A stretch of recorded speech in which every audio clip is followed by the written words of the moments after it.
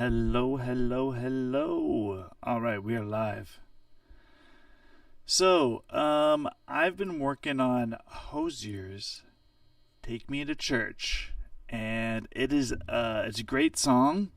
It came requested, and I've been really focused on matching Hozier's vocal patterns, like really getting into the nitty gritty of matching the vocal articulations.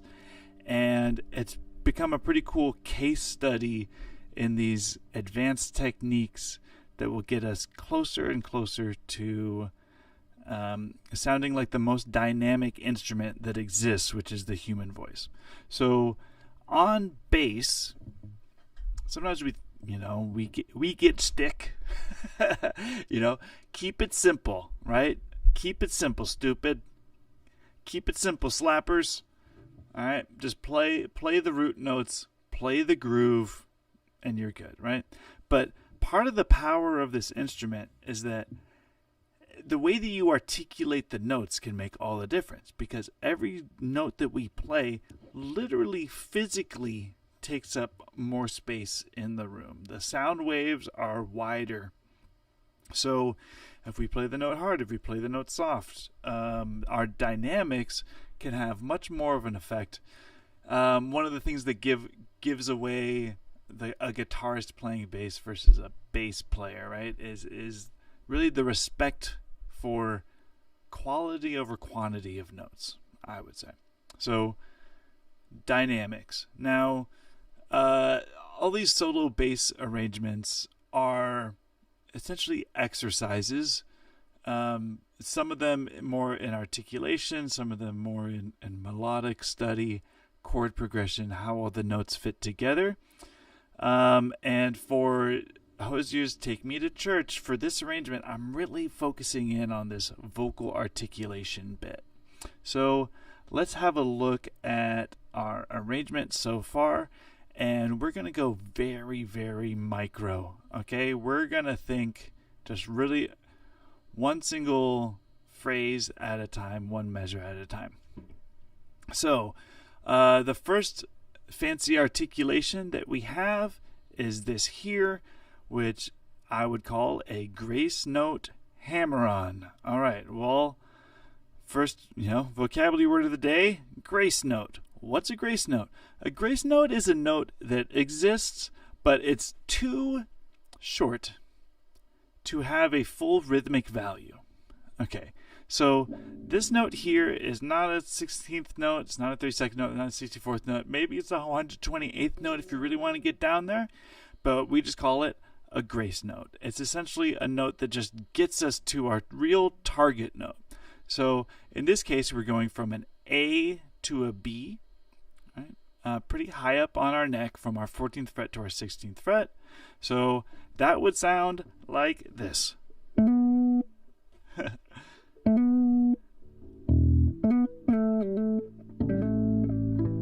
man, I butchered that. Let's try that again. That's more like it. Okay, so if I played this phrase without the grace notes, let's see what that would sound like.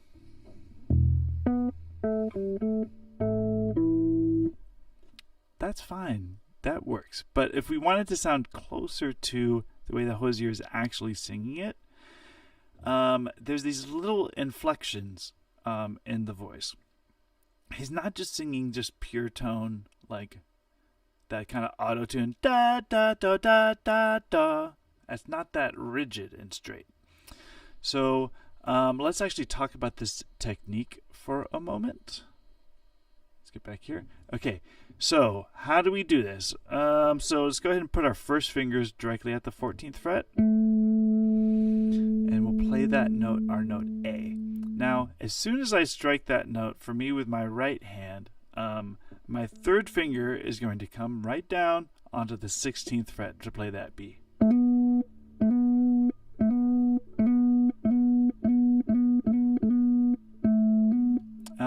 And maybe we could, let's just try to first do it as like eighth notes. So we have that 1 and 2 and 3 and 4 and 16th notes would be.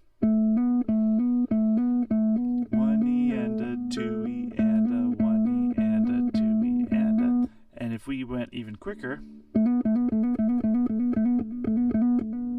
Now let's just do it one time and make the hammer-on as quick as we can.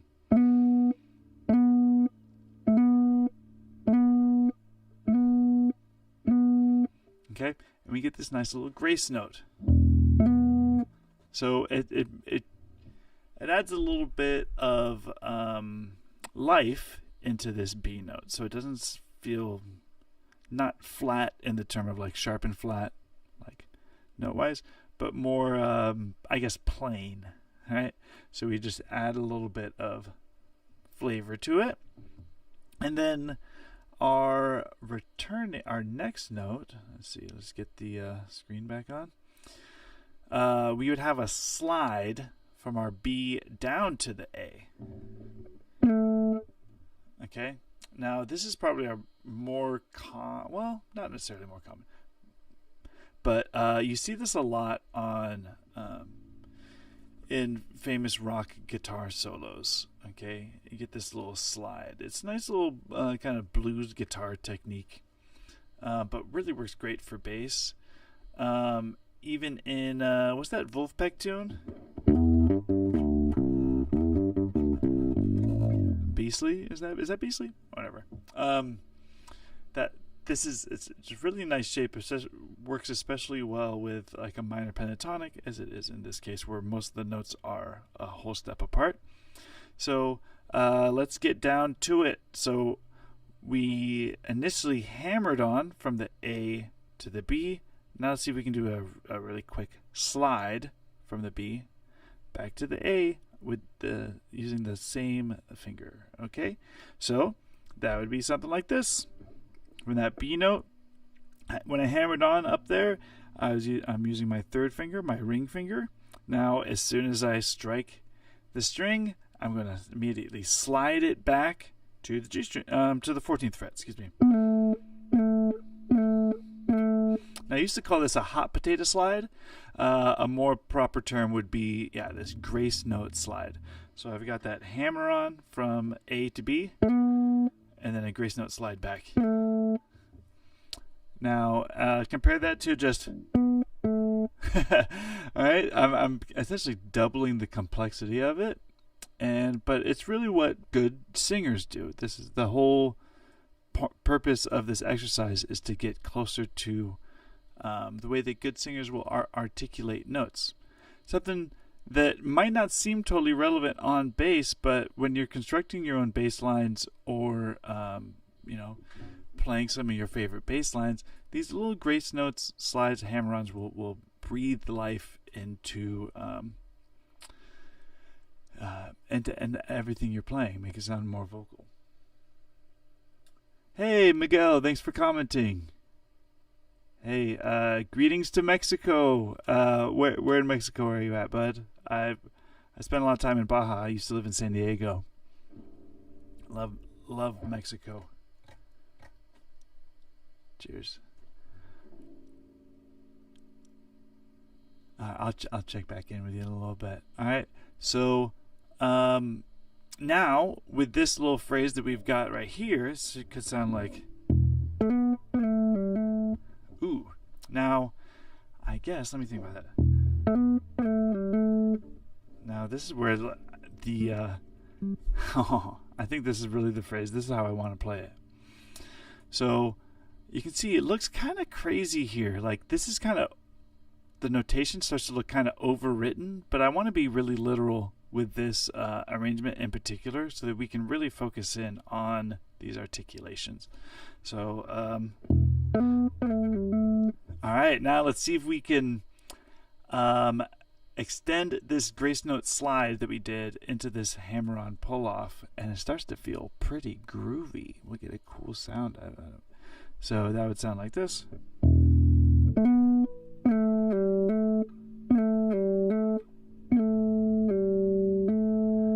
So I'm getting all of that just with the left hand. That sounds nice. And then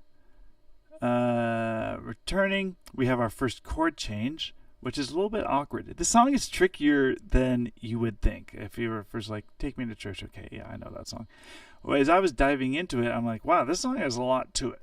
So it starts off in a 3/4 time, so we have 2 beats on our E minor and just 1 beat on this A minor. It starts to sound like this.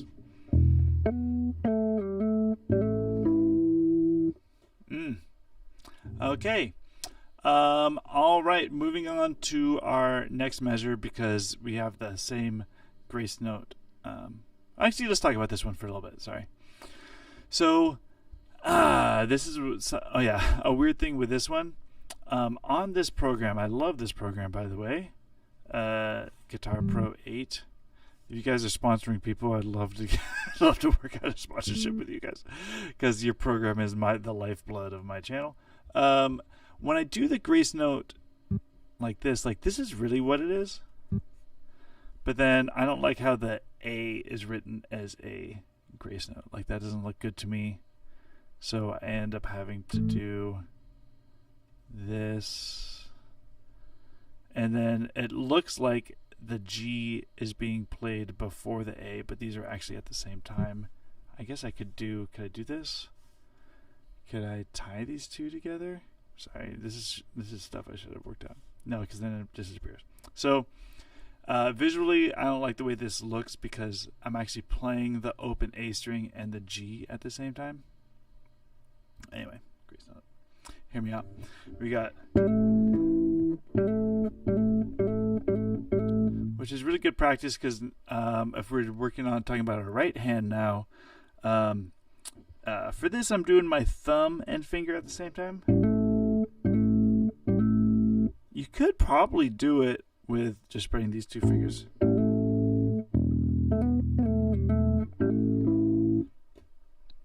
Sometimes I'll kind of cycle through using those 2 fingers spread out like that, and then more of the classic kind of like classical guitar style with the thumb and the fingers,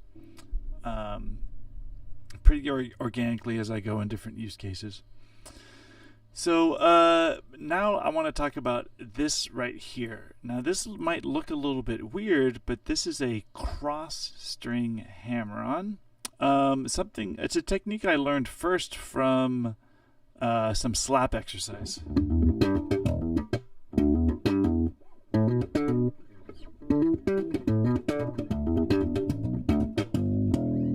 So essentially for these 2 notes, I never actually touch the D string with my right hand. It's just all left hand. So the same way that I would hammer on the G string from 12 to 14, I'm just hammering on my left hand is just going right to the D string. Now the one thing with this one is that if I don't lift up my first finger, they can bleed over each other. Maybe sometimes I want that. Not in this case, though. Okay. Ooh, yeah. I like this phrase a lot. Let me think about this.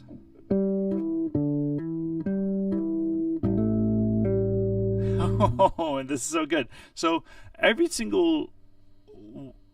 I'm getting 2 for 1s out of each strike with the right hand, and then this last one is kind of technically like a 3 for 1. I'm getting 3 notes out of just hitting the string once out of this. All right, so let's focus on these 6 16th notes here. That's the perfect exercise for this technique, our cross string hammer-on. So first I strike the G string at the 12th fret, and using just the 3rd finger here, I'll switch to the bigger spot so you guys can see my hands. All right, so using just my left hand, and then I strike the D string 12 to 14, and then back to the G string, hammering on 14th fret of the D. And then we get this,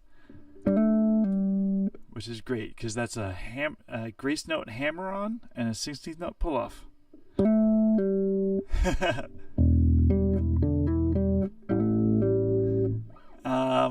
yeah, I wonder if so. She's the I should have the lyrics pulled up because I want to make sure that it matches those lyrics exactly.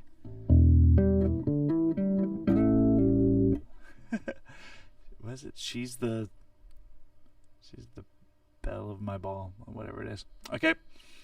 Alright, let's get back to it. So we're moving right on.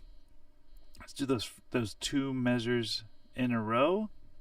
Would sound like this.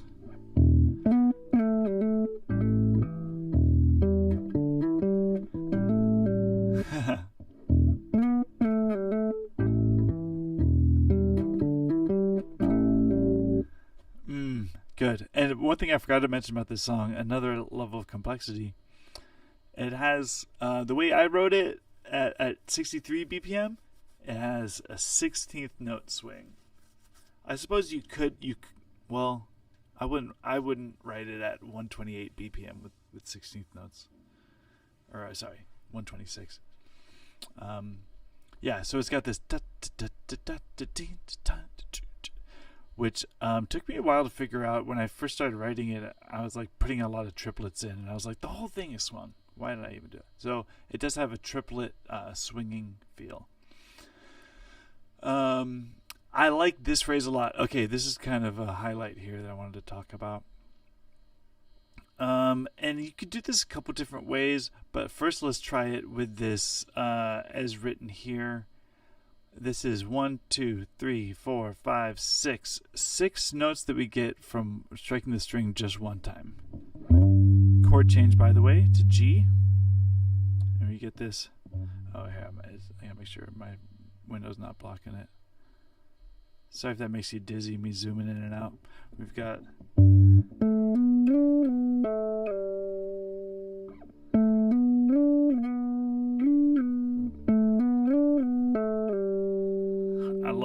I love that phrase. Let's talk about that for a little bit, okay? So, again, we're getting really into the minutia here, but I think this is important practice. We've got... I'm so zooming in over there. Let's zoom in here. So we've got 4 notes. Excuse me. We've got A, B, and then there's D up here. We work our way back down, and we end up at the 12th fret at the very end. Now, whenever we're talking about technique of the left hand, unsung hero is the thumb. For this whole phrase, my thumb is staying in the right spot, and the way that I'm generating power is really coming from the thumb. So when I extend up to that D note, I'm pushing on my thumb, and so I get the slide. But my thumb is staying stationary, so there's actually a power coming. It's kind of like, what's the like? Give me the money. That's kind of the motion that's happening. My thumb is staying in one spot, and it's pushing the rest of my hand, and that's how we generate this power. So first we start with a hammer on, and then I'll actually look at the 19th fret. Like, I'll lock eyes. Wait, hold on. Yeah, that is 19th. With the 19th fret. And I'll just kind of visualize my third finger going right there.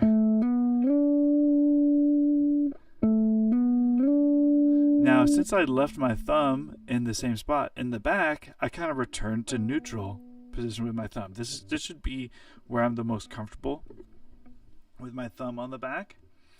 And I will just do that slide back by just returning to where it feels natural. Now we're gonna chain on a pull off after that.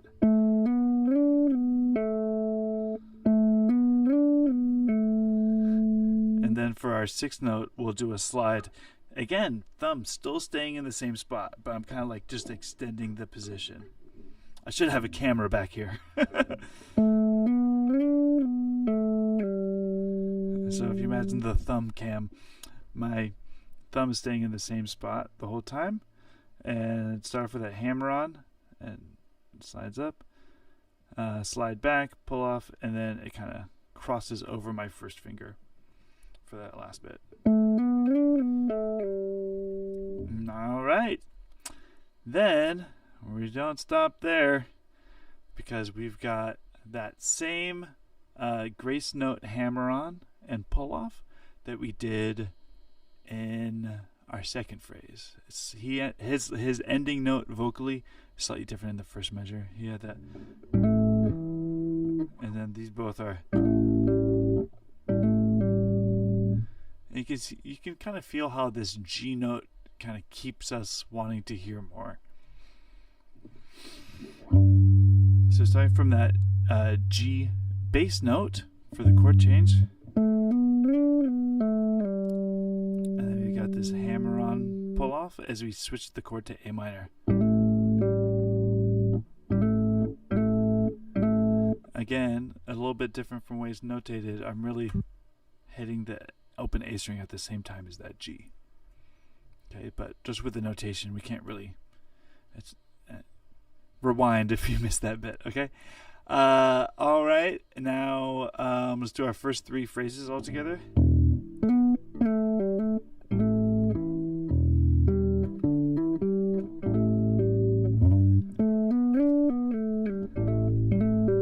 Ooh, I got ahead of myself. Sorry.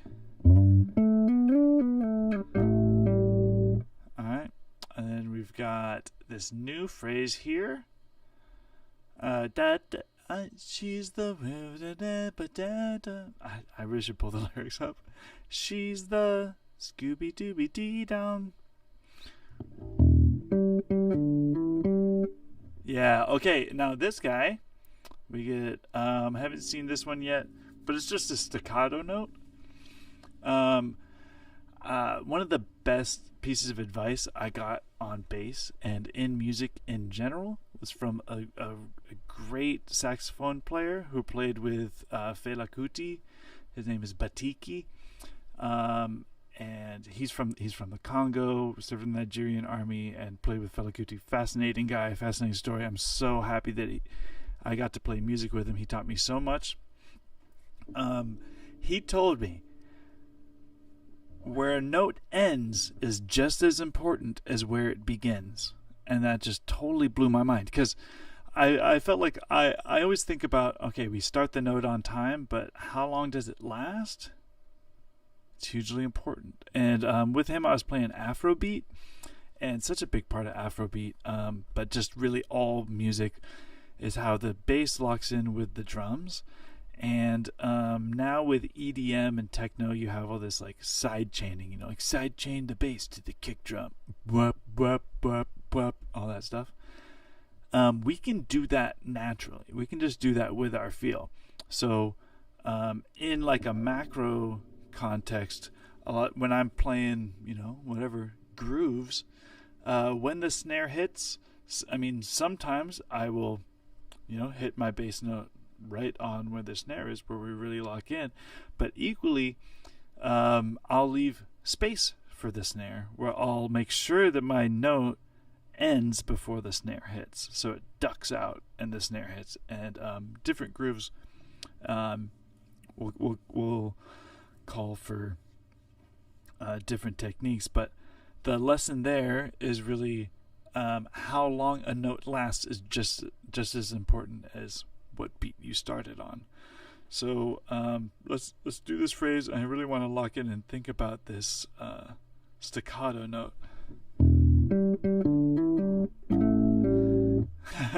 So just having a little bit of daylight in between this note and our grace note, more like our chord change and the bass note there, makes it feel very different. So I'll see if I can do it without the staccato. Okay, and now with the staccato. Sorry.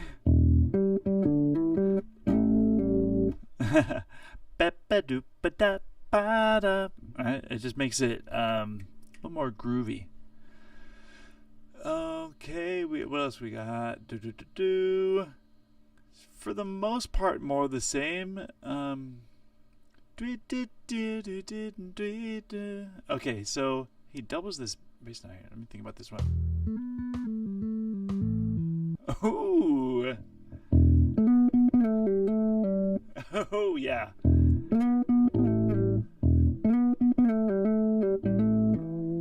Ooh, that's really nice phrase. Let's talk about that for a little bit. Maybe practice that a little bit.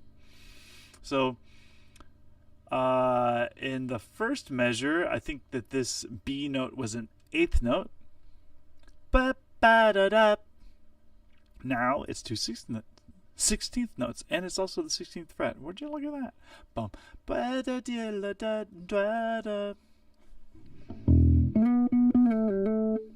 Ooh, I love that.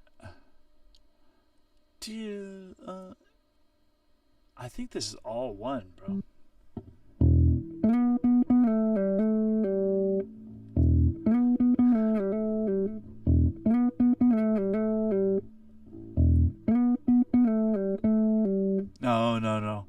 No, it was right. Oh, yeah, that's nice. Okay, so there is a difference between and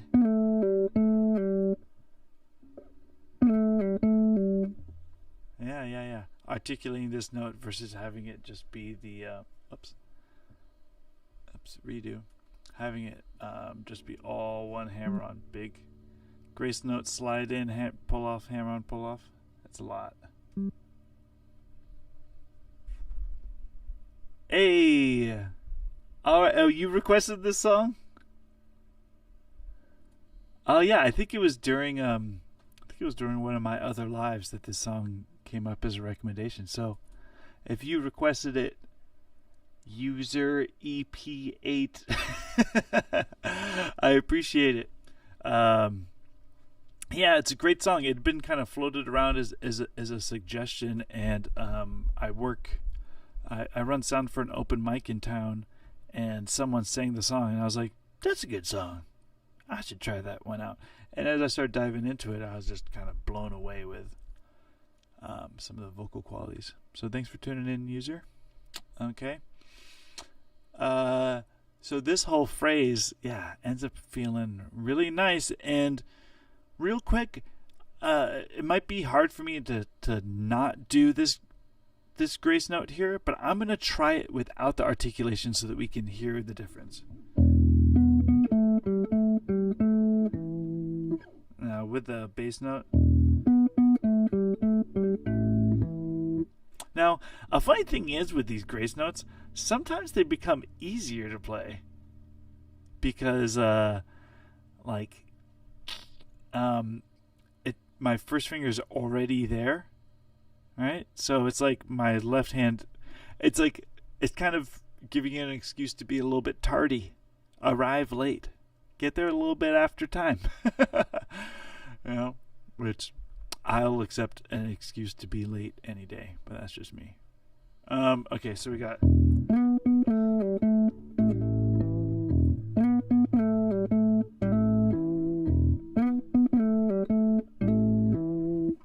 I gotta add that I missed a note there.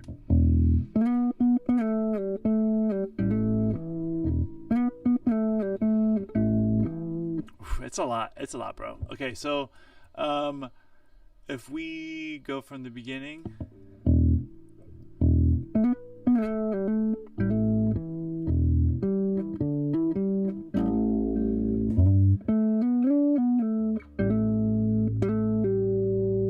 Sorry.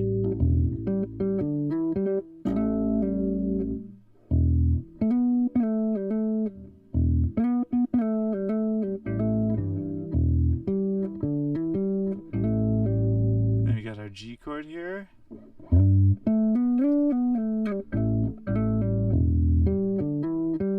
Oh, I gotta talk about this one. I forget this one.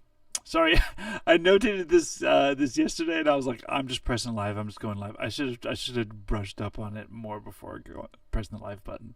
So I'm sorry about the little flubs and me having to repeat little phrases. Let's look at this big guy here. Okay, I love that one.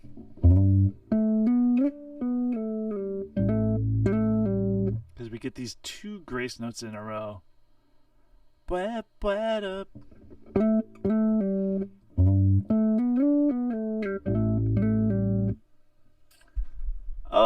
Oh, Brian Tomashiro in the house, my man. Good to see you, brother. Good to see you. BT, Big Tama. Yeah, so this phrase is kind of a finger breaker. Look at this articulation. This looks so silly. We've got, let's list it out. Hammer on, slide, slide out, pull off, slide, grace note, hammer on, grace note, hammer on. Great. And this has got to be a pull off too.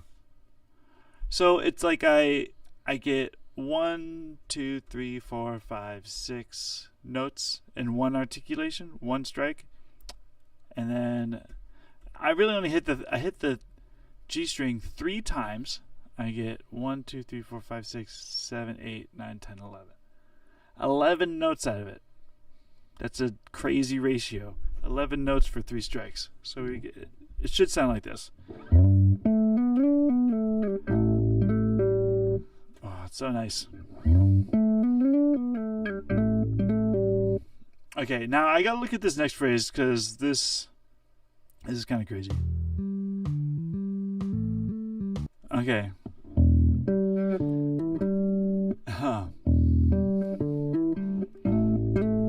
So we have that same kind of double grace note thing there. Now, it might be... I'm tempted to play this as being like staccato, but I'd have to refer back to the original tune. Now that sounds groovy, but I'm not. I'll trust the arrangement that I made yesterday. So. Okay, now we tricky part of this song. It changes time signatures pretty regularly. So now we go into 4/4 time.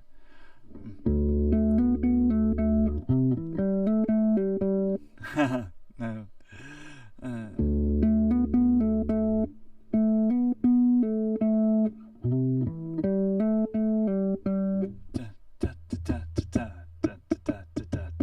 Now that's such a nice little kind of shuffle rhythm that we have there.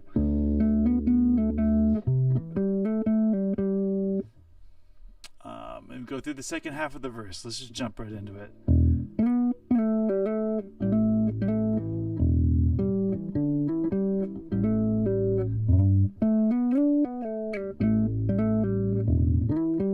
Ooh, this one's gonna be hard for me to hit.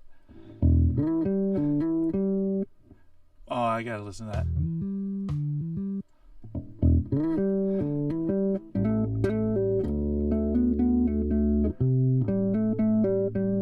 Now, I want to talk about this phrase here because this is really nice. This ends up being kind of like a C6. I don't know if that's irresponsible to mark it like that because I don't think that's going on with the rest of the harmony. But vocally, we have this.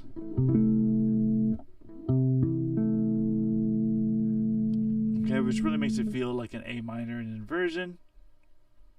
I decided to let the notes ring on this, which is another little articulation trick to make it sound a little more kind of ethereal.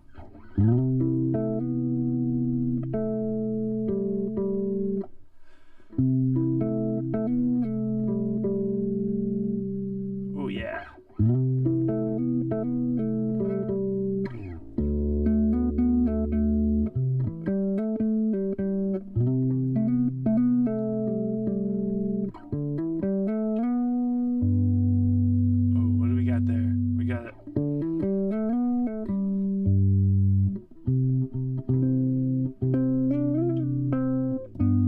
Okay, let's talk about that. So when we start this, I guess this is the pre-chorus, the amen section. We start off with this nice little intro here. I think when I play it, I think I'm going to take this G out because that kind of mucks me up. We've got this. That lands a lot better than. I could do that, but this feels. Boom. I think that'll be a nice shape.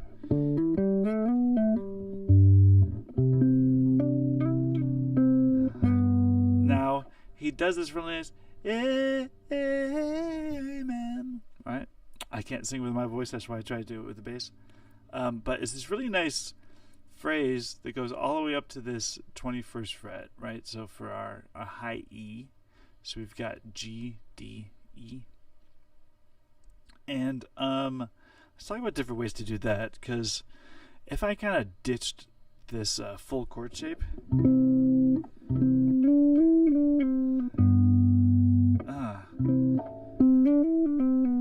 that would have been easy, just to do it with one hand. I mean, just setting up my first finger at that C. But since we have this, we should outline the chord change. And if I did that with just the bass note,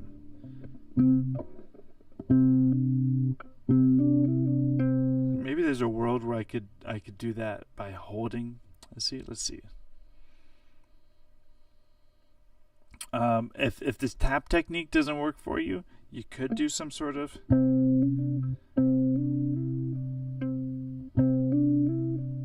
But that itself is kind of wild behavior. To do first of all the octave between the first and second finger, and then whole steps between each finger. We're pretty high up on the neck, so it is doable. But I say we just go for it and we try it with this tap technique. So let's take a look at this.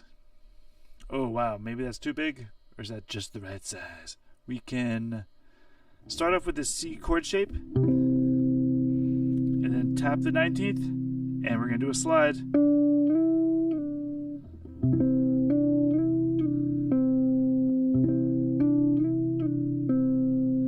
Now the trickiest bit for me is getting back to this G chord shape here.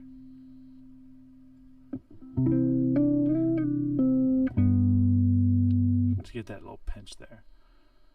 Oh man, what happened? Sorry. I know that sometimes the zooming mechanism makes me a little dizzy, so sorry about that. So we've got from that last phrase.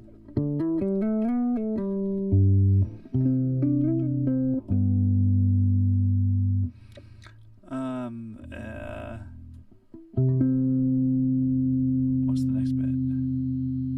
Oh, this is great.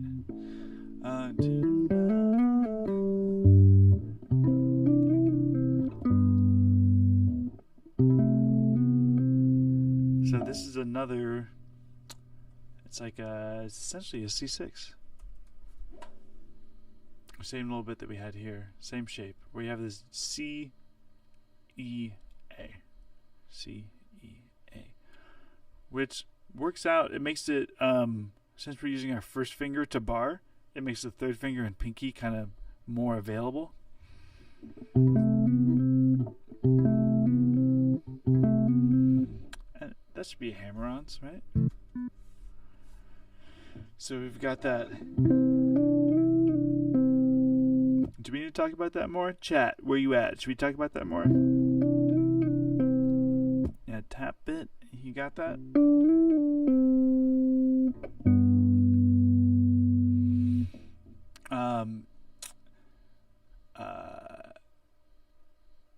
Okay. And for the C6, we've got to start off with that bar here. And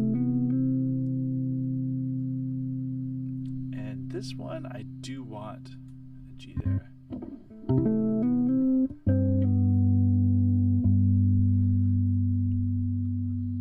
This shape, not in love with.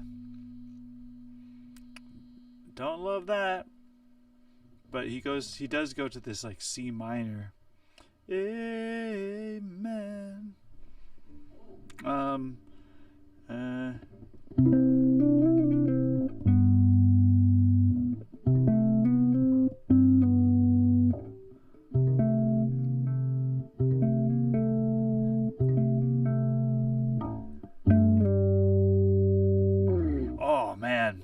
Yeah, that's a pull off too. It's all hammer and pull off. Now this shape, why is it so hard for me to get into?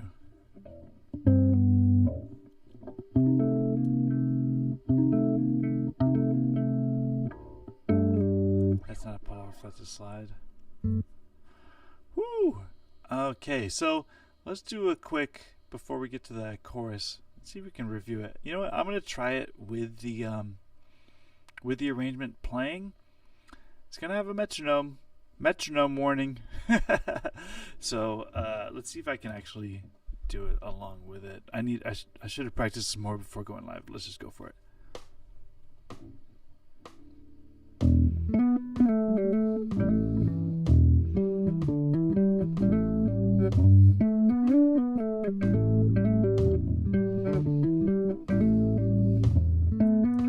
Oh man, I lost it.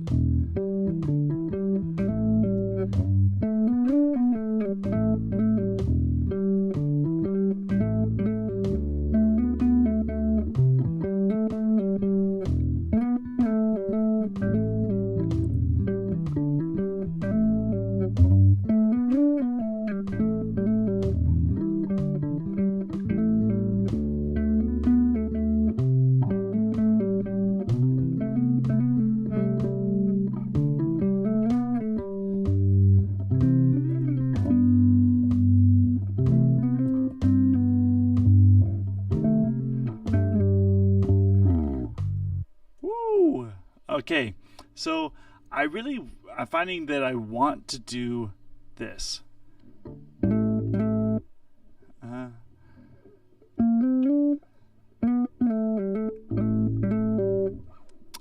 So I have to refrain from doing that in the first half.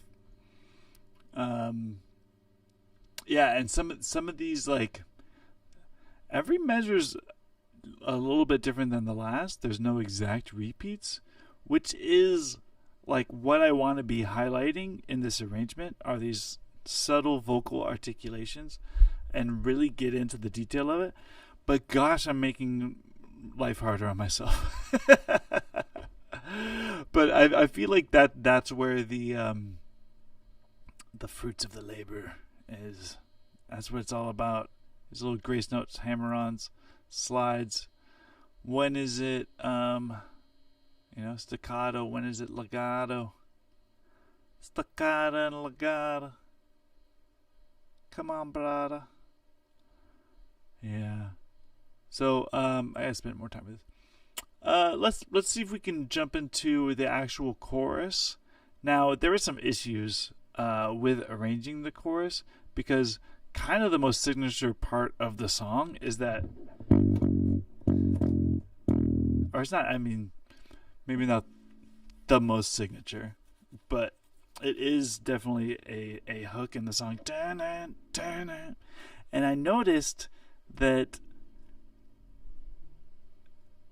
there's a big clash actually between the rhythm section that's outlining those notes and the vocals, and that's the type of thing you can get away with when you're singing a little bit higher. But when we're dealing with bass, where a lot of the notes will just be an octave away, I mean, it would have sounded like that, where we get this. Just for humor, right? So this is an F sharp, and a G at the same time. Don't like that. And then here we have an F and an E at the same time. Certain contexts could work, but so I ended up just cutting out the second of those two hits. So we've got that. So that take me to church. Okay, and this, just that little line of take me to church, took me a long time to figure out how to articulate to match what he's doing. And this is the best that I could come up with. Take me to church. Because if I just did, and initially I thought it was take me to church, but he definitely doesn't sing that F. That'd be weird. Take me to church. Take me to church.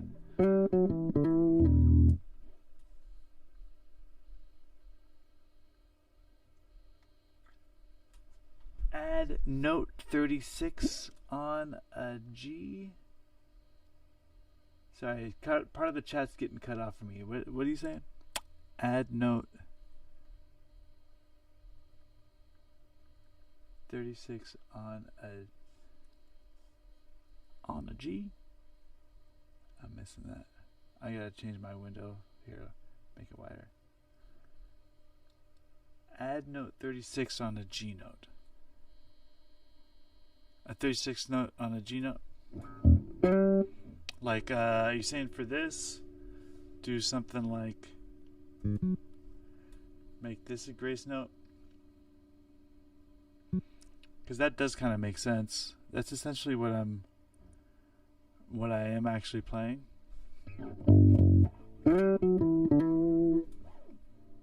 Like that's kind of really what's happening. Now I opted to just notate it as a slide in, which is a nice thing we can do. Slide in from below. Is that what this is? Yeah. So, because if it's 9th fret, 11th fret, 10th fret, like even starting from the 7th fret, it's like the starting note in this case for that really quick slide doesn't really make too much of a difference. So I didn't specify exactly. It's just slide into that 12th fret, however you can get there.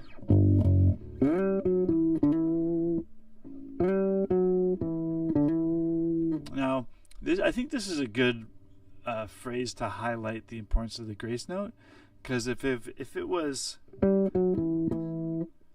take me to church, that just sounds too plain. You don't get the same emotion as all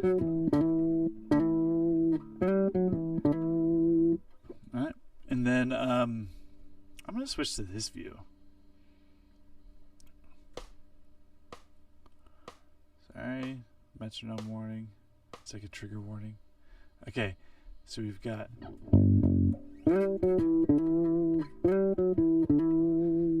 alright, and then we gotta follow that immediately with an open E. Luckily, this song is in the key of E minor, so we can hit those open E's.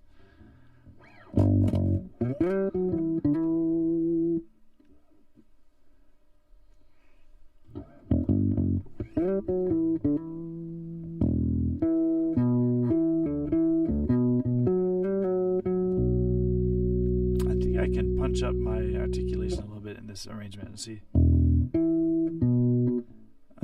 I don't like a diamond. That's a hammer on pull off.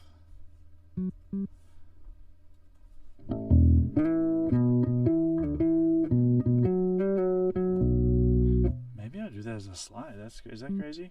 Am I crazy?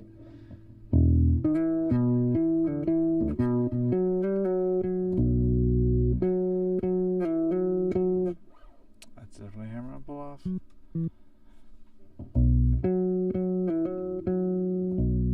I want to do another B there.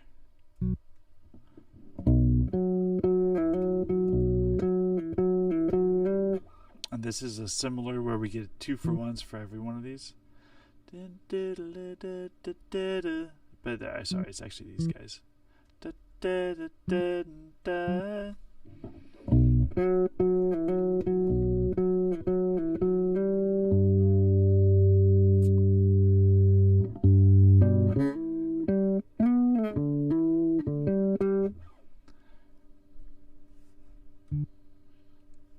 Slide. Ooh, this is fun.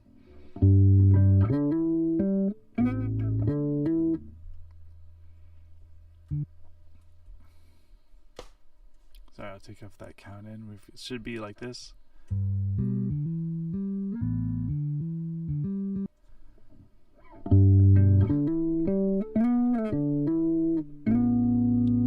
Okay, how sick is that? So, for this phrase, I mean, this is just like play the root note, play the melody, play the root note, play the melody. When we get here, there's some choices. So here to outline the G chord,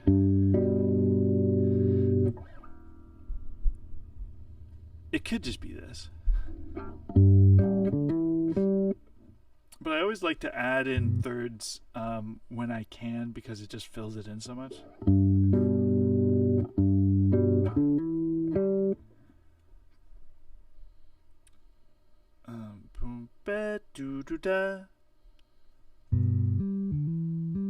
That's what it is. Yes, A minor ninth. Singing the ninth. Singing a B over an A minor, and that is kind of like the.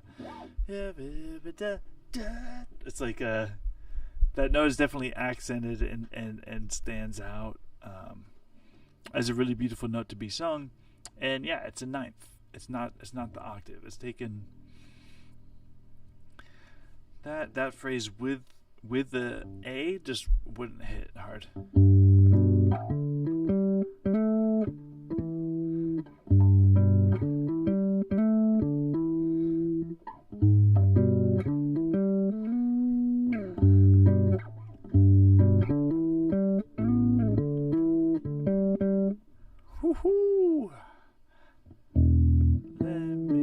Okay, so I gotta articulate this one a little bit.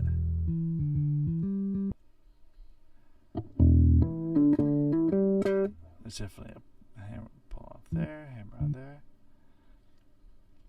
And then I wonder if I could make it down here to the low note.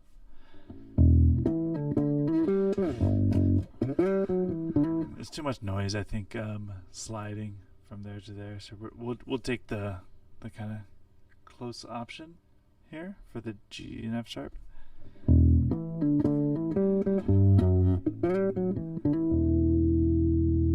And I think it's an exact repeat.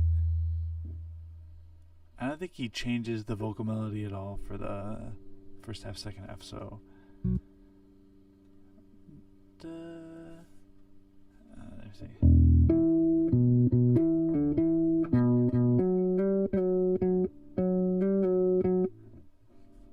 Da ya da ba ba.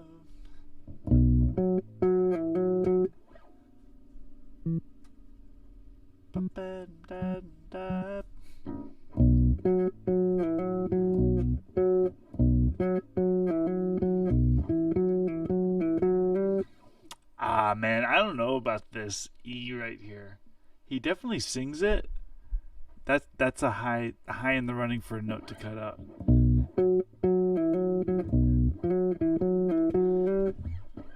But he sings it. Let's try it out.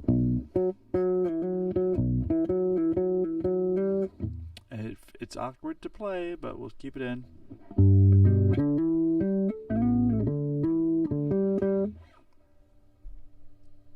I think just mechanically I'm getting like an extra note out of this, and I can't quite tell what note it is.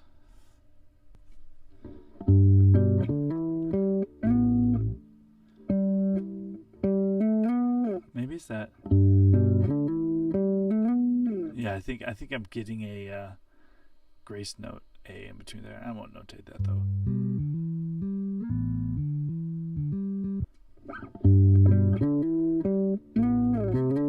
Sorry, what happened there?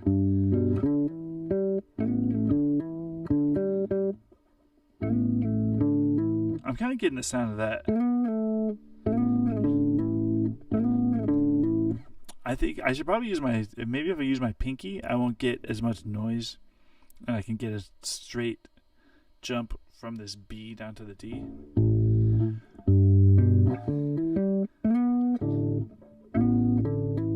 But maybe I like it.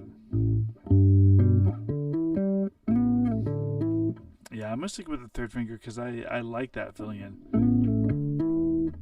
I think it actually smoothens it out. Da, da, da, da, ba, da, ba, da. And we finally get that. Okay, well, we're just about at the hour mark. Thank you. Thanks everybody for tuning in. Once again, kind of just went live on a whim. I had a little bit of window of time, so I thought I would just go for it. Hope that you get something out of this. And I hope I didn't jump around too much. I wanted to really just go kind of methodically and focus in on the individual articulations. The goal is to make the bass sound more like the voice. Okay, really make the bass sing. Keep an eye out for the full video of the Take Me to Church arrangement. I just posted a short that's just the second half of the first verse, pre-chorus, and then a little first half of the chorus. It's all I could fit into a minute video. So the bridge, oh man, I want to take a look at that before I log off real quick, because I think the bridge might be a problem.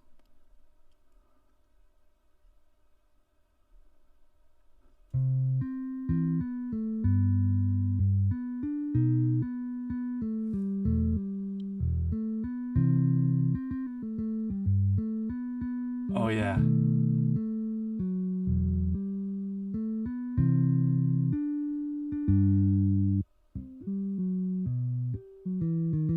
Oh, how can I forget about this? Okay, I can't log off yet. I gotta talk about this. Okay, I haven't looked at this since I arranged it. What was that? It must have been 2 days ago. Okay, so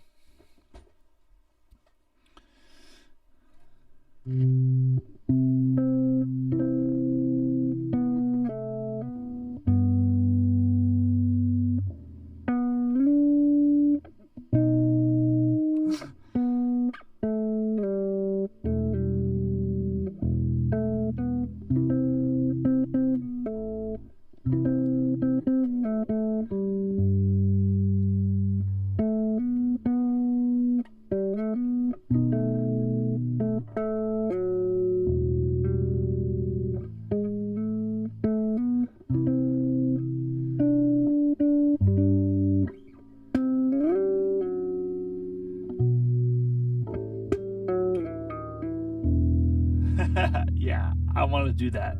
So I don't know if I can pull that off yet. Let's talk about this. Okay. So he really goes to this high note, and we're already playing in our high register, so we don't have access to a high C, like that high of a C or that high of a G. I guess it's really that G. Now, if I had a 24 fret bass or a 6-string bass, this wouldn't be a problem, but I don't, and I still want to hit the high note. So my options are either to write this whole thing like an octave down,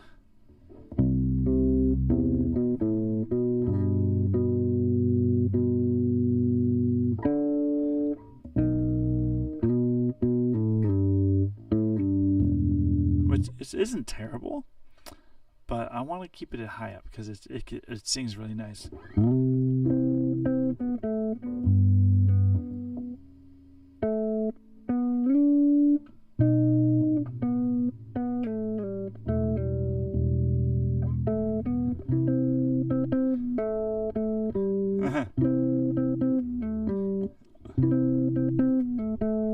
Okay, this phrase right here, so nice. Okay, so we have to play that A twice. Da, da, da, da. It's kind of this little stutter steps that happen here.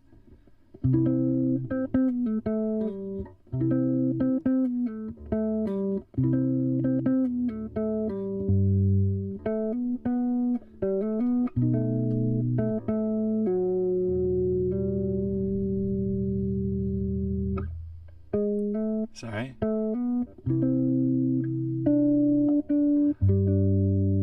Here we go. Artificial tap harmonic.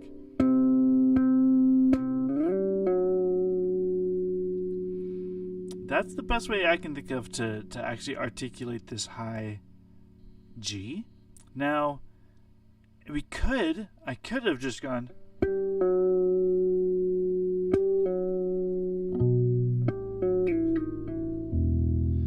But that, this C note to set it up is really pretty clutch in the way that he's singing it. going right to that high note doesn't quite have the same effect. So we have to have the setup note, which is actually benefits us because that note's easy to find. In case, I guess it's getting obscured by this slide. That's kind of whack. But the way that you get these artificial tap harmonics, if you press down on, in this case, the 5th fret, and then with the right hand, you just tap the 17th. You get that nice bell sound of an artificial tap harmonic. And with the slide and the pull off, I feel like it maintains a little bit of the of that kind of falsetto high note harmonicness, because that's really the sound we want. Now here's where it gets tricky, because we gotta hit it again after hitting this bass note. Now, our formula for artificial tap harmonics is to tap 12 frets above our target note, right? And in this case, our note G, the 24th fret, we just went over this. I don't have a 24th fret. So I have to tap off of the fretboard. I just have to imagine where the 24th fret would be.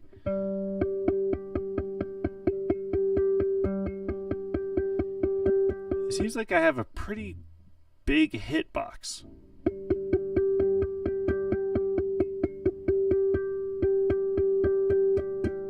But as you would expect, it's really just beyond the end of my fretboard. So if I tap there, I should be good.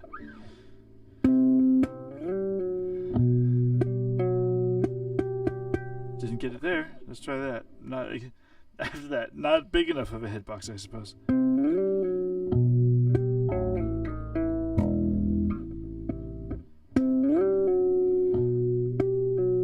That's more like it.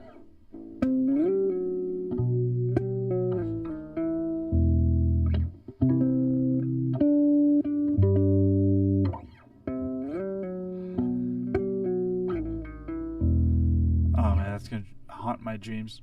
I may have set it up to make it. I may be making it too hard on myself, but I think in the end it'll really be rewarding to nail that. I think that's a slide all the way to the hammer-on. Man, doesn't that look messy? But that's what's going on.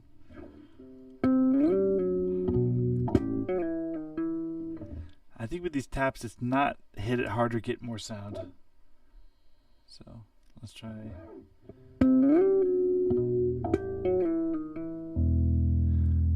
Okay.